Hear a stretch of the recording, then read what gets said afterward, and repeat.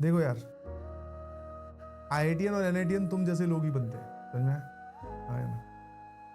और तुम ही मिलने आते हैं, तुम जैसे लोग ही बनते हैं और तुम लोग ही मिलने आओगे। तो अपने आप को किसी से कम मत समझो प्लीज, और कोई सेकंड थॉट दिमाग में मत आने दो। फुल एनर्जी से, फुल पावर से भिड़ जाइए, बाकी जो होगा देख लेंगे। पेपर में जाने के बाद में आप वहां पर अकेले होंगे। पेपर में आप जाओगे तो पेपर में आप होंगे अकेले एकदम। हो सकता है कोई मूवमेंट आपको ऐसा दिखाई दे जहां पर आप पैनिक कर जाओ। बिल्कुल घबराने की जरूरत नहीं है। पैनिक की सिचुएशन जनरली बाहर कहीं से नहीं आती है, हम ही उसको डेवलप करते हैं। अगर आपसे सवाल नहीं सॉल्व हुए, पैनिक करने की जरूरत नहीं है। 75 सवाल है भाई, 75 करने हैं ना, 90 सवाल है, डर काहे रहे हो?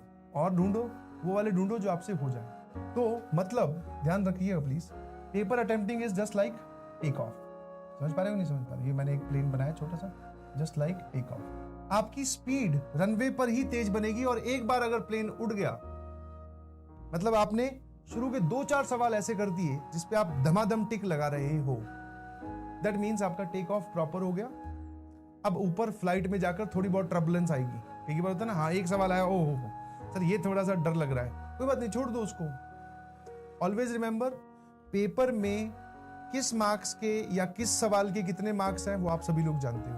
आपने डिफिकल्ट वाला अटेम्प्ट किया, आपको ज्यादा मार्क्स मिलेंगे, ऐसा कुछ नहीं है। आसान सवाल ढूंढिए, और ऐसा बिल्कुल मत कीजिए जैसे जितने लोगों से बात हुई है कि पहले पूरी फिजिक्स, फिर पूरी केमिस्ट्री, फिर पूरी मैथमेटिक्स।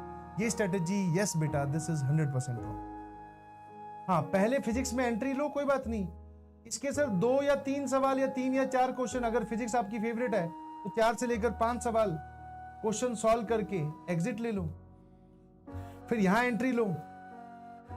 इसके भी सर 4 से लेकर 5 सवाल क्वेश्चन सॉल्व करके यहां से एग्जिट ले लो, फिर आप यहां से एंट्री लो इसके अंदर। मैथ्स में हो सकता है ऐसे अमाउंट आपको कम मिले, बट हाँ मिलेंगे। इसमें भी आप 2 से 3 सवाल सही करके फिर यहां से एग्जिट ले लो, फिर वापस फिजिक्स में चले जाओ।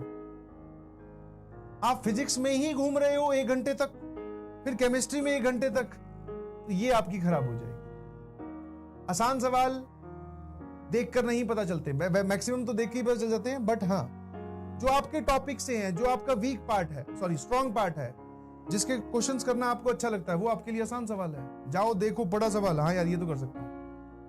मतलब तुम अगर एज एन इंडिविजुअल आइडेंटिटी बात करो, दूसरे से पूछो, तो वो ये अपने मुंह से बोल के नहीं चाहेगा, ऐसे नहीं बोलेगा अच्छा तेरा पैनिक हो जाए, तेरा खराब हो जाए, बट उसको तेरे पैनिक होने से कोई मतलब भी नहीं है।